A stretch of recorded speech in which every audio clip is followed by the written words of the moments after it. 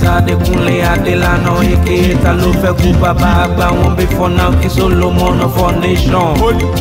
The only man that can talk truth and nothing will happen. If anything happen, many things will spoil and there will be no solution. For generations we suffer for it.